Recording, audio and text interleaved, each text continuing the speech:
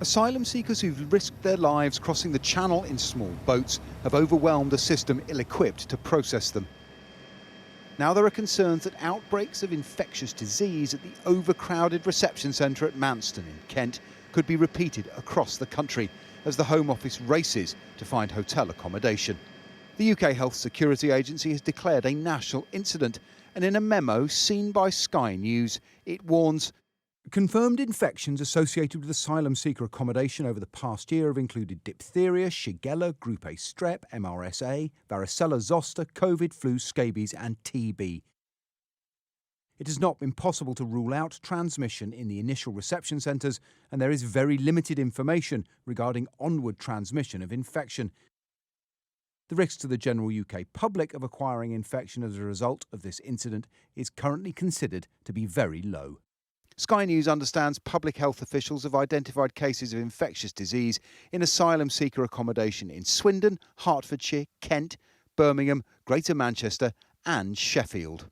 It's an absolute outrage that cases of diphtheria, scabies, potentially other infectious diseases are now popping up in places all around the country because the Home Office has failed to get a grip on the situation in Manston, and it's failed to act on the warnings from local authorities and MPs that a situation like this was going to occur. The warning comes as local authorities consider taking legal action to prevent asylum seekers from being placed in hotels. Authorities in East Riding tried and failed to get an injunction on Friday, reflecting public hostility. We don't know who they are, and there could be criminals, there could be anything. There could be gangsters or anybody. They won't be shunned by people, or I don't think they will be. I think people are very caring and they understand, but I just don't think, again, it's the right place. The Home Office says it's working with health agencies to identify and treat those with disease and ensure hotels can isolate them. But it all adds to the pressure on an under-fire Home Secretary. Despite repeated promises, the government has failed to get to grips with the challenge of small boat crossings. But they are confident here of striking a deal with the French authorities, possibly as soon as Monday, to increase patrols on the Normandy coast and cut the number of crossings. The government has also sought to deter Albanians, who make up 40% of recent small boat travellers.